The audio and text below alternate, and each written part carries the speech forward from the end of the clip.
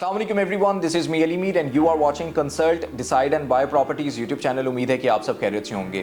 Property में सरमायाकारी मुख्तलिफ तरीकों से कंसीडर की जा सकती है, लेकिन मोस्ट कॉमनली यूज होने वाली टर्म फाइल्स की सरमायाकारी है। आज के वीलॉग में हम डिस्कस करने जा रहे हैं फाइल्स की सरमायाकारी और उसके इशूज़ को। सीडीबी प्रॉपर्टीज़ के हेड ऑफिस से मेरे साथ मौजूद हैं मुजाहिद नसीर साहब। अस्सलाम वालेकुम सर, कैसे हैं आप?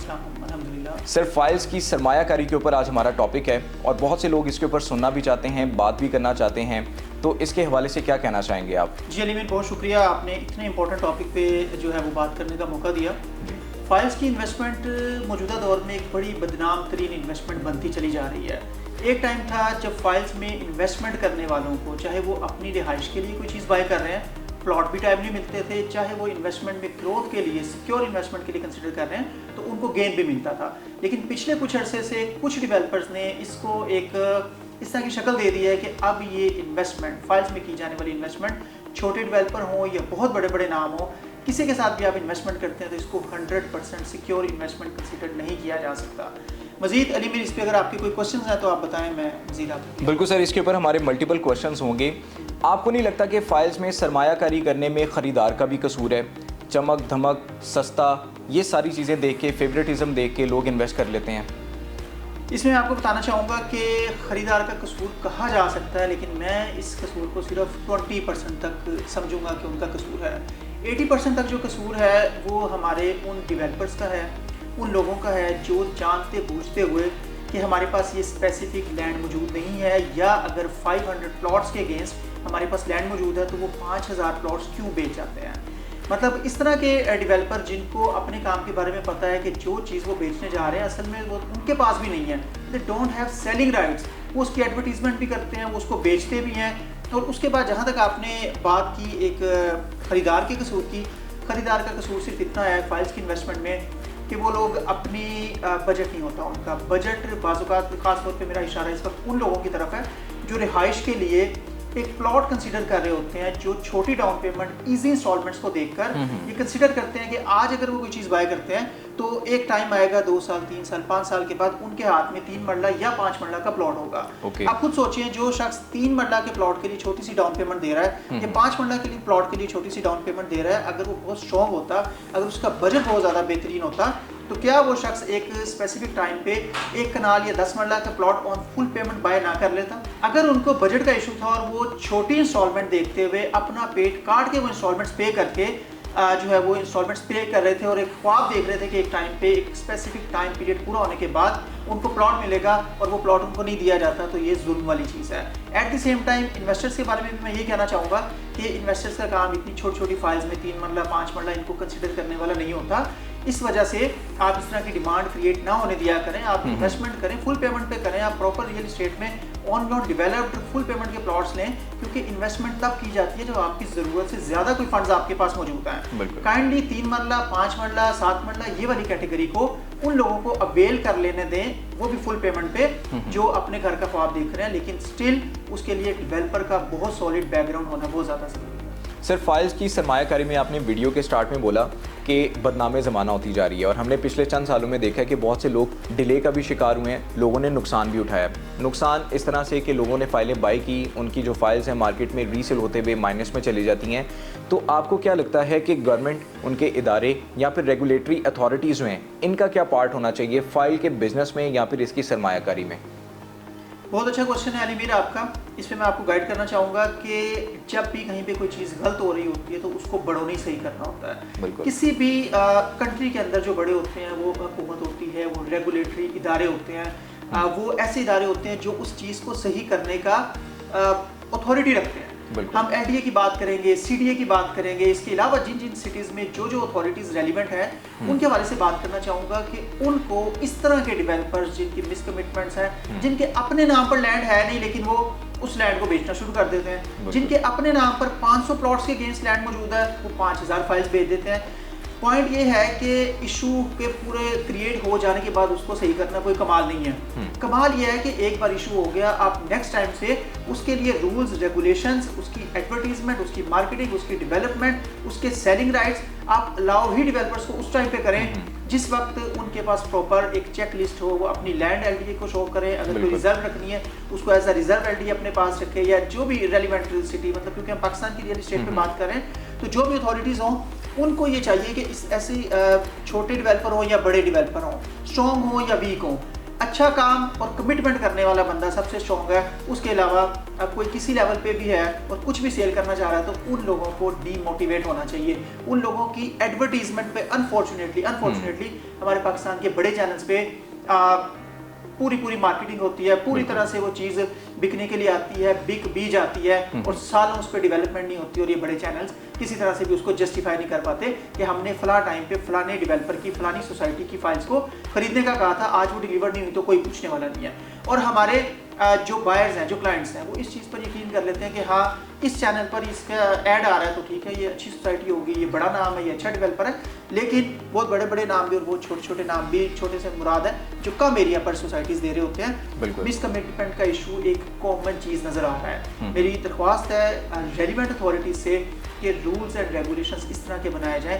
अगर अल्लाह ताला ने आपको एक स्टेज पर एक रेलिवेंट अथॉरिटी, एक गवर्नमेंट ये पार्ट दिया है तो आपकी ड्यूटी बनती है कि मासूम लोगों का पैसा इतनी बेदर्दी से लुट जाने से आप उसको बचाने के लिए प्रॉपर इक़दाम करें। और अगर ये चीज़ रूट लेवल से बेहतर होती है, डेवलपर को अपनी चीज़ बेचने के लिए मार्केट में आने नहीं दिया जाता, और अगर वो आ जाते हैं तो उनके काम को मुश्किल बनाया जाता है, तो काफ़ी हद तक फाइल्स के इशूज़ पे काबू पाया जा सकता है। बिल्कुल आप ठीक कह रहे हैं। हम आम आवाम की बात कर रहे हैं और हमने इसमें इदारों की भी ज़िम्मेदारी का कहा कि वो भी इस तरह की चेक लिस्ट बनाएं कि वो इस कारोबार को बेहतर तरीके से होने दें। पूरी मार्केट के अंदर बहुत से लोग इन्वेस्टमेंट करते हैं, बड़ी बड़ी होर्डिंग्स देख लेते हैं, एडवर्टाइजमेंट देखते हैं, उसके बाद वहाँ पे इन्वेस्टमेंट करना शुरू कर देते हैं, प्रॉपर कोई चेक लिस्ट नहीं होती है। तो मैं ये जानना चाहूँगा आवाम के बिहाफ के ऊपर कि कोई ऐसी चेक लिस्ट कि फ़ाइल की इन्वेस्टमेंट या सरमायाकारी जो है उसके सक्सेसफुल होने या फिर उसकी प्रेडिक्शन जो है वो की जा सके कि आया ये जो पैसे मैं लगा रहा हूँ फ़ाइल के अंदर ये सक्सेसफुली मुझे जो है वो रिटर्न देगा या फिर मुझे इसके ऊपर बेनिफिट मिलेगा। तो कोई ऐसी प्रॉपर चेकलिस्ट है हमारे पास? बिल्कुल, चेकलिस्ट के हवाले से मैं आपको गाइड कर देता हूँ। बड़ी ज़रूरी चीज़ है और बड़ा अहम क्वेश्चन है अली मेरा आपका। चेकलिस्ट से ये मुराद है कि आप जब इन्वेस्टमेंट करने जा रहे हैं तो आप उसके पॉजिटिव नेगेटिव देखें। आप एटलीस्ट गेन या प्रॉफिट बाद की बात है, आप सिक्योरिटी मेजर्स को देखें कि क्या आपने प्रॉपर एक प्रोजेक्ट को आप देखने जा रहे हैं, आप अपनी मेहनत से कमाए हुए पैसे, अपने बच्चों का हक आप एक जगह पर लगाने जा रहे हैं ये एक्सपेक्ट करके कि ये 100% सिक्योर भी रहेगा और इसमें मुझे मुनाफा भी हो जाएगा, और अगर नुकसान हुआ तो थोड़ा बहुत नुकसान होगा, वो अल्लाह ताला की तरफ से है कि मतलब पास बात इन्वेस्टमेंट नहीं सही रहती। लेकिन जो आपके करने वाले काम थे, क्या आपने वो किया? सबसे पहले आपने ये देखना है कि जिन डेवलपर के साथ आप इन्वेस्टमेंट करने जा रहे हैं कितनी सोसाइटीज़ वो पहले दे चुके हैं और किस तरह की उनकी कमिटमेंट्स रही हैं, किस तरह का उनका डिलीवरी स्टेटस रहा है। अपने लफ्ज़ों पर खड़े होने वाले जो लोग हैं वो सबसे ज़्यादा अहम होते हैं। इस्लाम ऐसे वादे के ऊपर या वादे को पूरा करने के ऊपर जो है या कमिटमेंट के ऊपर बहुत ज़्यादा जोर नहीं देता। इसी वजह से जोर दिया जाता है कि जो बात आप कर सकते हो उसके ऊपर आप मतलब उसको कहोगे, क्लेम करोगे ऐसा होगा। और अगर किसी डेवलपर ने प्रीवियसली हिस्ट्री इस तरह की नहीं है तो आप बहुत ज़्यादा मोहतात हो जाए। उनकी जो ओवरऑल अगर उन्होंने कोई सोसाइटीज़ दी हुई है तो उनकी डेवलपमेंट देखिए, और जिस टाइम पे सोसाइटीज़ दी थी तब क्या प्राइसेस थी, आज उनकी क्या प्राइसेस हैं, उनकी गुडविल क्या है। फिर भी गुडविल अच्छी भी मिल जाए आपको, आपने करंट दिए जाने वाले प्रोजेक्ट के बारे में डेवलपर से क्वेश्चन तो करके देखें कि ये जो लैंड आप दे रहे हैं ये आपके पास कितनी लैंड है, इसकी कोई वेरिफिकेशन हमें दिखाएं। बिल्कुल। हम लोग ये सोचते हैं कि एक डेवलपर इतना बड़ा नाम है, इतनी बड़ी सोसाइटी दे रहे हैं, मैंने 3 मरला की फाइल लेनी है और मैं जो है 2 लाख रुपए डाउन पेमेंट करूंगा तो मेरा पूछना मुनासिब नहीं लगेगा। मैं क्या पूछूं, वो मुझे क्या 2 लाख रुपए डाउन पेमेंट की वजह से वो मुझे इतनी बड़ी लैंड की क्या ऑथेंटिकेशन देंगे? भाई उनको देनी चाहिए। वो आपको क्लेम कर रहे हैं कि ये मेरी चीज़ है, ये मैं आपको सेल कर रहा हूँ। अगर वो आपको सेल कर रहे हैं तो they must prove they are owner of that specific property. अगर वो प्रूव नहीं कर पाते, आप कहने को तो 2 लाख दे रहे हैं लेकिन 30, 35, 40 लाख का प्लॉट आप ले रहे हैं उनसे, आप उनको 3 साल के लिए बाउंड हो रहे हैं कि आप इंस्टॉलमेंट देंगे और वो आपसे कमिटमेंट कर रहे हैं आप डेवलपमेंट में ये कर देंगे वो कर देंगे। लेकिन अगर वो नहीं कर पा रहे तो आपको ये भी देखना है कि उनके जो चीज़ वो आपको बेचने जा रहे हैं उनके पास उसकी ओनरशिप है, उसके अप्रूवल्स के बारे में वो क्या करते हैं, उस एरिया के बारे में वहाँ की रेलिवेंट अथॉरिटी LDA CDA क्या कंसीडर करता है, उधर की सराउंडिंग की सोसाइटीज़ बाकी जो है वो क्या है। आपको फॉर्म्स की टर्म्स एंड कंडीशंस पढ़नी चाहिए। बिल्कुल। हमारे यहाँ पे सेल जो चीज़ें होती हैं उनका मयार क्या समझा जाता है, एक जगह वहाँ पे रश लगा हुआ है, सब ले रहे हैं, चीज़ अच्छी थी मैंने भी खरीदी। एग्जैक्टली भाई आप प्रॉपर्टी खरीद रहे हैं, आप कोई छोटी सी इन्वेस्टमेंट या छोटी कोई प्रोडक्ट नहीं लेने जा रहे, आप अपने साथ नहीं, अपने बच्चों के साथ, अपनी आने वाली नस्लों के साथ गलत करने जा रहे हैं। हो सकता है आपने 1 करोड़ या 2 करोड़ या 50 लाख बड़ी मेहनत से कमाया हो और बड़ी आसानी से वो आप किसी ऐसे डेवलपर के हाथ में सिर्फ ये देख के कि रश बहुत ज्यादा था, सब लोग खरीद रहे थे, मैंने भी खरीद लिया। इस तरह का पैरामीटर कभी नहीं होना चाहिए। आपको पूरा वर्किंग का पता होना चाहिए। आपने 2 लाख रुपए भी किसी को डाउन पेमेंट देनी है तो आपने ये पूछ के देनी है कि लैंड आपके नाम पे है। आप उन टर्म्स एंड कंडीशन के अलावा अलग से एग्रीमेंट करवाना चाहें तो आपको वो भी करवाने चाहिए कि भाई अगर ये इतने टाइम में नहीं होता तो मुझसे बाय बैक करेंगे। अगर मार्केट ऊपर नीचे आ जाती है तो आप मुझे मतलब ये गारंटी देते हैं कि मुझे लॉस नहीं होगा, ना दे प्रॉफिट मुझे, लेकिन मेरे पैसे एज इट इज मुझे दे सकते हैं इतने टाइम के बाद। जो डेवलपर अपने आने वाले टाइम के बारे में, अपने विजन के बारे में, अपनी की जाने वाली डेवलपमेंट के बारे में फोरकास्ट कर चुका होगा कि उसने अच्छा काम करना है, तो वो डेफिनेटली फिर आपको बायबैक की भी गारंटी देंगे, वो सारा कुछ करेंगे। और जो डेवलपर इसमें क्लियर नहीं होंगे वो कहेंगे प्रॉपर्टी जी किस्मत की बात है, बढ़ भी जाती है, गिर भी जाती है, वो इस तरह की चीज़ें करेंगे। यू मस्ट सी कि एक्चुअल में जिन डेवलपर के पास आप चीज़ खरीदने जा रहे हैं वो क्या है। अगेन मैं ये आपको कहूँगा कि अगर आप कर सकते हैं तो सिर्फ ऑन ग्राउंड प्रॉपर्टीज़ लें, ना 10 मरले का घर बनाएं, 7 का बना लें, ना 7 मरले का प्लॉट लें, 5 मरला 3 मरले का प्लॉट ले लें, लेकिन ऑन ग्राउंड डेवलप्ड सोसाइटी में लें जो चीज़ आपके सामने हो, जब चाहे उसको बना भी सकें, जब चाहे उसको रीसेल भी कर सकें। सिर्फ फाइल्स की सरमायाकारी और इसके इश्यूज़ के ऊपर हम बात कर रहे हैं और बहुत अच्छे तरीके से आप ब्रीफ भी कर रहे हैं। आई होप कि हमारी जो पब्लिक है, सुनने वाले हैं, उनको इससे बहुत फ़ायदा होगा। मैं एक चीज़ जानना चाहूँगा कि रिहाइश के मुतलाशी और इन्वेस्टर्स जो इन्वेस्टमेंट इंस्टॉलमेंट के साथ ही करना चाह रहे हैं, उनका बजट इससे ज़्यादा नहीं बन सकता, उनके लिए क्या सजेशन है, उनके लिए क्या कहना चाहेंगे आप? बिल्कुल, मैं आपको इसमें गाइड कर देता हूँ। देखिए, छोटी डाउन पेमेंट और छोटी इंस्टॉलमेंट पहले ऐसा नहीं था। एक टाइम था कि जब बहरिया में जो 17 लाख का प्लॉट आया, आज वो करोड़ों में जा चुका होगा। जिन लोगों ने 31 लाख रुपए में सेक्टर एफ की फाइल्स खरीदी, आज वो 2 करोड़ प्लस हो चुकी हुई हैं। वो एक टाइम था, डेफिनेटली था, लेकिन उस टाइम को बेस बनाकर आगे जितने डेवलपर्स ने आने वाले टाइम में चीज़ों को मिसयूज़ किया है वो बिल्कुल भी काबिल बर्दाश्त नहीं है। लेकिन जहाँ तक आपने 2 तरीके से बात की, इन्वेस्टर्स के बारे में और रिहाइश के मतलाशी अफराद के बारे में। जो लोग रिहाइश के लिए मतलब प्लॉट बाय करना चाह रहे हैं, अगेन आपने कहा कि वो इंस्टॉलमेंट पर ही करना चाह रहे हैं, मैं अगेन जोर दूंगा कि वो इस साल में मतलब अगर बाय करना चाह रहे हैं वो 4 साल बाद बाय कर लें। वो किसी भी तरह से वो पैसे अपने पास ही जमा करते जाएं। मतलब एक छोटे साइज का प्लॉट ले लें, जैसे मैंने पहले भी कहा ना, आप 10 मरला पे बनाएं, आप 3 मरला पे घर बना लें, लेकिन आपको पता हो कि वो प्रॉपर्टी आपकी है। दूसरी चीज़ के स्टिल अगर जोर है इस चीज़ पर कि आप इंस्टॉलमेंट्स पे जाएं, तो फिर आप बहरिया की जो रिसेंट डील्स आई, ईस्टर्न एक्सटेंशन में कुछ प्लॉट्स दिए गए, इसके अलावा G5 G7 में कुछ प्लॉट्स दिए गए, डिफरेंट ब्लॉक्स के अंदर बहरिया की तरफ से जो टाइम टू टाइम डील्स दी जाती हैं, उसके हवाले से मैं कहूँगा कि बहरिया अब किस तरह के इंस्टॉलमेंट प्लान दे रहा है। आपकी जो भी पेमेंट है वो 3 माह में या 6 माह में आपने क्लियर करनी है। अगर आप इस तरह का इंस्टॉलमेंट प्लान अवेल कर सकते हैं, आपका बजट कुछ इस तरह का है, तो वो बेस्ट है। क्योंकि बहरिया की जो बॉडी लैंग्वेज रही है, जो परफॉर्मेंस रही है पिछले कुछ अरसे में, बहरिया जहाँ पे डील अनाउंस करता है उसके बाद पूरी 3 से 6 माह के अंदर उसको डिलीवर भी कर देता है, प्लॉट आपकी असल शक्ल में भी आ जाता है। और बेशुमार मिसालें इसकी मौजूद हैं बहरिया ऑर्चर्ड के फेज़ 2 में, बहरिया ऑर्चर्ड फेज़ 4 में, इसके अलावा डिफरेंट एरियाज़ में डील्स आई हैं। तो आप एक तो ये जहन में रखें, जहाँ डाउन पेमेंट ज़्यादा मांगी जाती है, जहाँ पर पेमेंट के लिए टाइम कम से कम दिया जाता है, वहाँ पे आपकी चीज़ काफ़ी हद तक सिक्योर हो जाती है। और ब्रांड भी बहरिया जैसा बड़ा नाम हो तो आप काफ़ी हद तक सिक्योर फील कर सकते हैं कि आपको 6 माह के अंदर पेमेंट भी पूरी करनी है और आपको पोजेशन भी मिलेगा। जहाँ पे आपको 4 साल की आसानी दी जाती है, सिर्फ 3 लाख से बुकिंग, सिर्फ 4 लाख से बुकिंग, क्योंकि वो 4 साल नहीं होते। मैं ऐसे ऐसे डेवलपर्स को जानता हूँ, मैं ऐसे ऐसे सोसाइटीज़ को जानता हूँ जहाँ पिछले 15 साल से जिन लोगों ने बाइंग की हुई है, आज वो 1 रुपया भी उस पर प्रॉफिट लेने जाते हैं तो नहीं मिलता। हाँ, नेगेटिव में अगर वो जाना चाहें, जिसने कोई 10-12 लाख की चीज़ ली है, वो 8 लाख में बेचना चाहे तो उसका खरीदार मुश्किल से लेकिन मिल जाता है। तो आप खुद सोचें कि इस तरह की कोई लर्निंग वाली चीज़ आपके सामने मौजूद है, उसके बावजूद आप डिफरेंट डेवलपर्स पर ट्रस्ट करें। तो जब आपने रिहाइश करनी है तो छोटे इंस्टॉलमेंट प्लान्स को चूज़ करें, अगर नहीं चूज़ कर सकते तो छोटे प्लॉट्स को चूज़ करें, लेकिन फुल पेमेंट को ज़्यादा देखें। लेकिन अगर इंस्टॉलमेंट्स पर ही जाना है, कम से कम 10 तरह की वेरिफिकेशन करें, उसके बाद मतलब आप चीज़ को खरीदें। सिर्फ एक जगह पे रश लगा हुआ देख के, लोगों का रुझान देख के, अपने किसी रिलेटिव ने कहा बहुत अच्छा बस ले लें, ये चीज़ देख के अपने फंड्स को ना बचाएं, क्योंकि यहाँ से निकलना बहुत मुश्किल हो जाएगा। दूसरी चीज़ जो आपने बात की वो आपने की इन्वेस्टर्स के हवाले से। इन्वेस्टर्स को मैं कहूँगा कि आप जो है वो फुल पेमेंट के ऊपर जाएं, आप डेवलप्ड एरियाज़ में जाएं, मेरी रिसेंट वीडियोस आपने देखी, सेक्टर एफ के हवाले से मैंने काफ़ी ज़्यादा चीज़ें हाईलाइट बिल्कुल। की कि ये आने वाले टाइम की बड़ी ज़बरदस्त इन्वेस्टमेंट है, क्योंकि Exactly. रीजंस टू इंक्रीज यहाँ पे मौजूद बिल्कुल। हैं। मैंने बेरी ऑर्चर्ड फेज 4 पे रिसेंटली आपको बताया कि जो कमर्शियल हब बन रहा है, इन्वेस्टर्स करें तो फिर बड़े दिल से, खुले दिल से इन्वेस्टमेंट करें। बिल्कुल। और अगर आपके पास पूरे पैसे हैं अपना मतलब गुजर बसर करने के लिए या अपनी चीज़ों को देखने के लिए, अपनी रिहाइश को देखने के लिए, तो फिर आप अच्छे टाइम का या उस टाइम का वेट करें कि जब आपके पास कुछ ऐसे फंड्स मौजूद हों और अच्छे बजट के साथ मौजूद हों कि आप इस तरह की इन्वेस्टमेंट्स कंसीडर कर सकें। तो इन्वेस्टर्स को ये चाहिए कि फुल पेमेंट पर इन्वेस्टमेंट करें। ये छोटी छोटी इन्वेस्टमेंट, ये इन्वेस्टमेंट नहीं है, ये जुआ है। आज फाइल खरीदी, इतनी फाइल उठा ली, इतने में बेच दी, इतने में ये कर दी। इसमें जो डीलर्स आपको बताने वाले होते हैं ना, वो भी उनको भी ये चीज़ होनी चाहिए, आज चीज़ खरीदने, इतने की खरीदने, इतने में मैं बेच दूंगा। उनको क्या गारंटी है भाई वो बेच देंगे? एक चीज़ ध्यान में रखें कि फाइल्स की इन्वेस्टमेंट लॉन्ग रन होती है। वक्ती जो फ्लक्चुएशन, उसको प्रॉफिट नहीं कहते, उसको फ्लक्चुएशन कहते हैं। कि अगर मार्केट में डिमांड क्रिएट हुई, किसी ने मतलब 2 लाख डाउन पेमेंट दे के चीज़ खरीदी थी, 4 लाख डाउन पेमेंट उसने बेच दी, विद इन 10 डेज या 4 डेज उसने बेच दी, तो ये प्रॉफिट नहीं है। This is not artificial profit. कोई बंदा अब उस 4 लाख वाले को देख के, जो नया बंदा 4 लाख पे फाइल खरीदेगा, हो सकता है वो 1.5 लाख में बेचेगा। तो ये तो प्रॉफिट ना हुआ।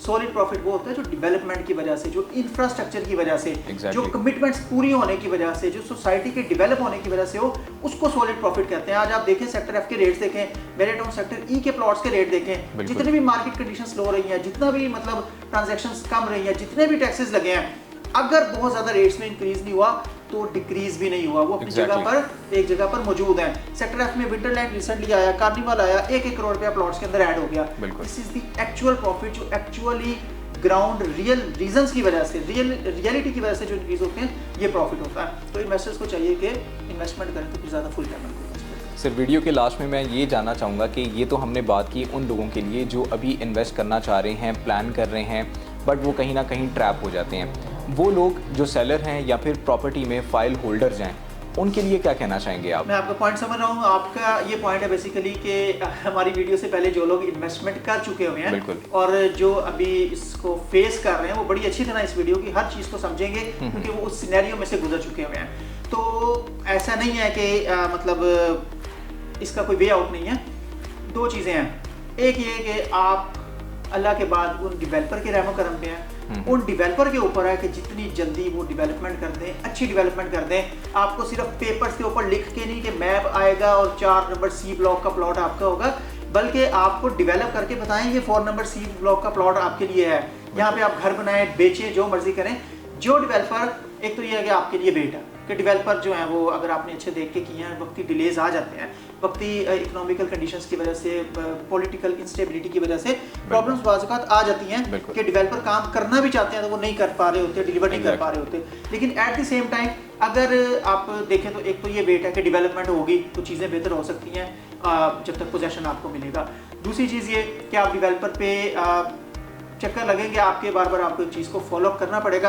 उनको बताएंगे भाई हमने कंस्ट्रक्शन के लिए चीज़ ली थी, आप ये मतलब जो चीज़ है हमारी पकड़ें और पैसे लेने हैं, कुछ और पैसे पकड़ें, हमें ऑन ग्राउंड डेवलप चीज़ अपनी सोसाइटी में ही दे दें। और तीसरा और आखिरी हल ये है कि आप इस चीज़ को मान लें कि अगर आपने 15 लाख हाथ से दिए हुए हैं और आज आपको 8 लाख रुपये मिल रहे हैं और आप वेट भी नहीं कर सकते, तो फिर आपको लॉस के ऊपर वो चीज़ बेच देनी चाहिए। ये लॉस होता है, होने दें, लेकिन इस लॉस से ये सीखें कि आइंदा के लिए कभी आप फाइल्स की इन्वेस्टमेंट करके या किसी भी डेवलपर या किसी भी रश या किसी भी कज़न, भाई, दोस्त, रियल्टर, पुराना काम करने वाला, उनके सजेशन पे कुछ नहीं करेंगे। अगली दफ़ा आप इन्वेस्टमेंट करेंगे तो ऑन ग्राउंड करेंगे। तो अगर आप बिल्कुल अफोर्ड नहीं कर सकते तो तीसरा हल ये है कि आप इसको ऐसे कर लें। चौथा हल ये है कि मर्जिंग की कुछ कंपनीज जो है वो पॉलिसीज देती हैं, तो इस तरह की चीज़ें सेलर्स कर सकते हैं। लेकिन फाइल्स की इन्वेस्टमेंट जितनी खूबसूरत चीज़ थी, जितनी ज़बरदस्त इन्वेस्टमेंट थी, जब तक इसको कमिटमेंट पूरी करके किया जाता था। लेक सिटी की फाइल्स एक टाइम पे आई, उसमें भी काफ़ी लोगों को प्रॉफिट हुआ, नो डाउट उधर भी डिले आ जाते हैं और कई बड़ी सोसाइटीज़ में आ जाते हैं। लेकिन वो एक टाइम था जब 35 लाख में ली जाने वाली चीज़ 1 करोड़ पे भी पहुंचती थी और पहुंची है। जब ये बैरियर टाउन के जो कमर्शियल्स हैं, ये अगर 14 लाख या 20 लाख में दिए गए थे, आज ये करोड़ों में, मतलब 10 करोड़ प्लस भी इनकी प्राइसेस गई हुई हैं। No doubt it took time, इसमें काफ़ी ज़्यादा टाइम लगा, लेकिन उसके बावजूद अगर ये आज स्टेजेस पे हैं तो ये डिफरेंट स्टेजेस पार कर किया गया। तो सेलर्स के लिए मैं इतना ही कहना चाहूँगा। बहुत शुक्रिया मुजाहिद साहब, आपने बहुत ही ज़बरदस्त तरीके से फाइल्स में सरमायाकारी और इसके इश्यूज़ को एक्सप्लेन किया। आई होप कि हमारे देखने वालों को, सुनने वालों को इससे बहुत ज़्यादा फ़ायदा होगा। वो तमाम लोग जो इन्वेस्टमेंट प्लान कर रहे थे या फिर वो लोग जो इन्वेस्टमेंट प्लान कर चुके हैं अभी वो एज अ सेलर हैं या फिर अपनी प्रॉपर्टीज़ के अंदर जो है वो डिले का शिकार हो चुके हैं या फिर अभी उनकी फाइल्स जो है वो माइनस में जा रही हैं, आई होप कि उनके लिए इस वीडियो के अंदर सीख है, सबक है और उम्मीद करता हूँ कि इस वीडियो से आपको फ़ायदा होगा। नेक्स्ट प्रॉपर्टी से रिलेटेड जितनी भी डिटेल्स हैं, इन्वेस्टमेंट अपॉर्चुनिटीज़ हैं, इसके हवाले से आप हमारे CDB प्रॉपर्टीज़ के यूट्यूब चैनल को लाइक करें, सब्सक्राइब करें, बेल आइकन के नोटिफिकेशन को ज़रूर प्रेस कर दें और हमारी वेबसाइट को विजिट कर सकते हैं, it's cdbrealestate.com। Thank you, take care, अल्लाह हाफिज़।